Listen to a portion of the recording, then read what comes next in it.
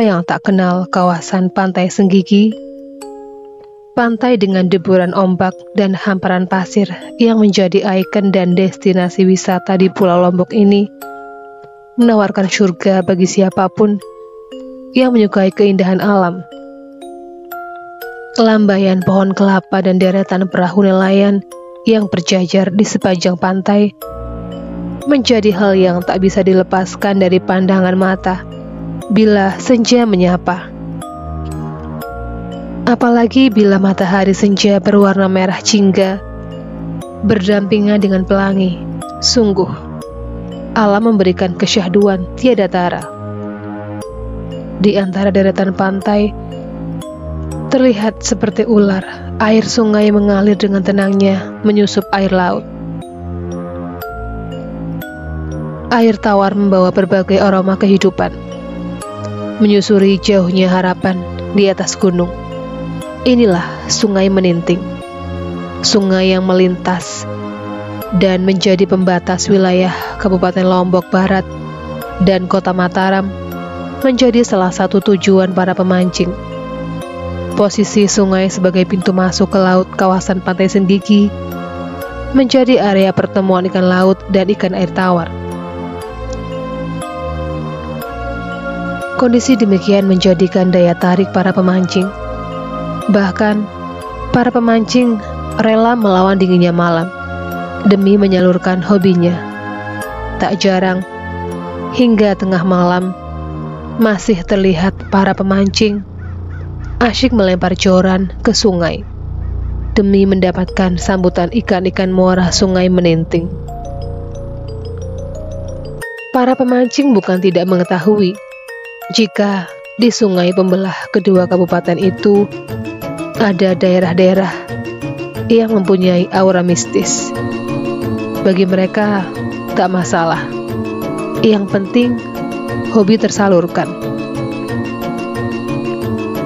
Bagi Yok, Aral, dan Hirin, serta pemancing lainnya, memancing di Sungai Meninting yang menjadi muara ke Pantai Senggigi mempunyai kenikmatan tersendiri. Kisah tentang hantu cantik penunggu salah satu sudut sungai bukan sesuatu yang tak pernah didengar. Mereka pernah mengalaminya secara sadar. Mereka melihat dan mendengarkan suara percakapan dua makhluk cantik yang duduk ongkang-ongkang kaki sambil bermain di air yang terus mengalir ke laut. Malam itu seperti yang sudah dijanjikan. Usai bekerja, mereka sepakat pergi memancing ke Sungai Meninting. Segala persiapan dari joran, umpan ikan, hingga besek tempat ikan pun sudah diperiksa dan dipersiapkan. Tak berapa lama, knalpot sepeda motor terdengar tanda siap meluncur ke tempat pemancingan. Bismillah, ucap Hirin sambil menarik gas sepeda motor. Yok dan Aral pun mengikuti Hirin dengan berboncengan. Sepeda motor terus melaju pelan namun pasti. Jalanan hot mix mulus mulai sepi ditinggalkan para pengendara. Mereka sudah menikmati kebersamaan bersama keluarga. Suasana malam makin cerah. Seiring bulan dan bintang terang menghias langit. Laju motor terus mendekati tujuan. Sampai di jembatan Sungai Meninting, mereka terus memarkir kendaraannya. Tengok kanan kiri, mengawasi lokasi sekitar, sambil mencari tempat terbaik melempar joran. Setelah yakin dengan pandangannya, mereka berjalan perlahan menyusuri pinggiran kali. Di sini, Yok, ucap Aral sambil melepaskan gendongan tas berisi keperluan memancing. Sambil mengatur posisi, Aral mulai mengeluarkan joran dan umpan ikan. Tak berapa lama terdengar suara kail jatuh di air. Angin malam semakin dingin menerpa kulit dan dedaunan. Satu persatu asap rokok mulai menghias wajah ketiga pemancing. Tak terasa, Umpan di kail beberapa sungai telah diganti, walaupun belum menampakkan hasil yang berarti. Rokok pun satu persatu mulai lepas dari bungkusnya. Ketika asyik menikmati malam bertabur bintang berselimut angin dingin, tanpa dinyana, saat kepala menoleh ke arah sebelah kanan, terlihat pemandangan mencengangkan sekaligus menggugah rasa, menyeramkan. Di salah satu sudut, terlihat seorang wanita bergaun putih dengan santainya duduk di tepian kali. Rambutnya yang panjang dibiarkan terurai, menutupi sebagian punggung dan gaunnya. Sang gadis terus asyik memainkan jari jemari kakinya di atas air. Sesekali terdengar suara keciprak air yang dipermainkan kedua kakinya yang mungil.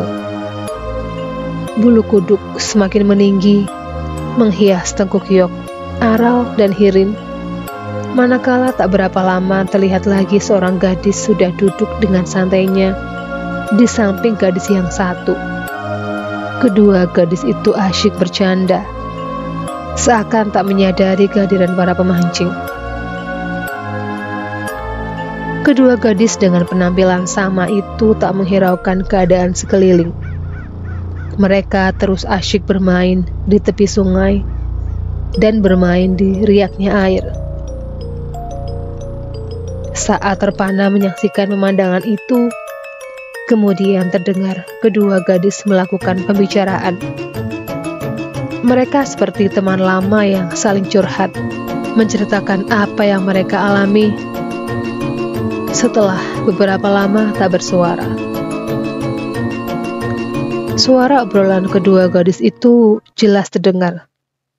Namun di telinga ketiga pemancing, obrolan mereka terdengar seperti suara orang meracau tak jelas. Obrolan kedua gadis bergaun putih semakin asyik. Mereka masih memainkan kakinya di air, seakan tak peduli dengan para pemancing yang memperhatikannya.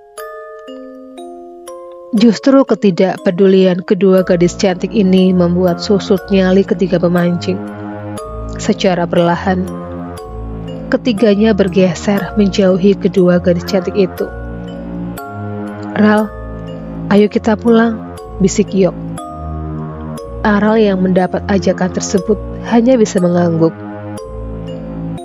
Begitu pula Hirin yang mendapat isyarat segera membereskan alat-alat pancingnya. Tak berapa lama suara knalpot terdengar.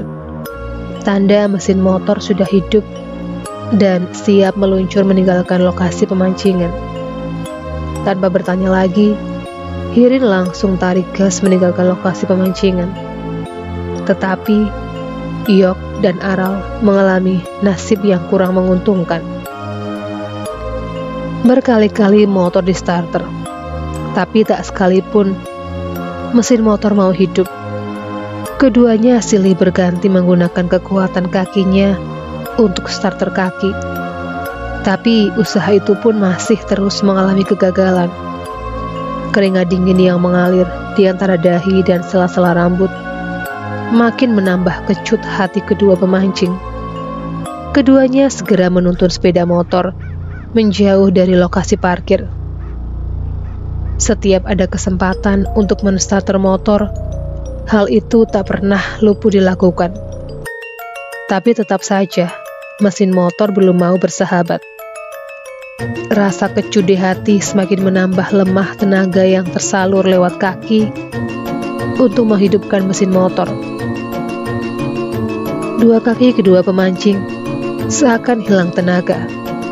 Hanya kemauan keras untuk segera meninggalkan lokasi yang memberi semangat hingga sisa tenaga dimanfaatkan untuk menggeret sepeda motor menjauh dari lokasi pemancingan. Tiba-tiba HP mereka berbunyi. Meskipun sempat kaget, namun merasa beruntung. Sebab suara HP itu membuyarkan rasa takut yang seakan sudah di ujung rambut kepala. "Halo?"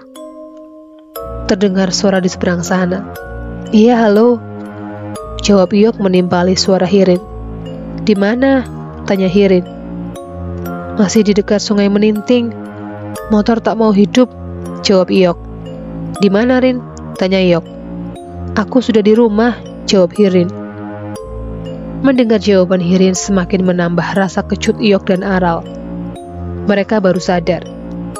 Mereka telah lama berkutat dengan rasa takut dan ketidakmengertian. Kenapa mesin motor tidak mau menyala? Tak heran jika tenaga mereka hampir habis terkuras. Begitu juga Hirin, dia pun merasa heran.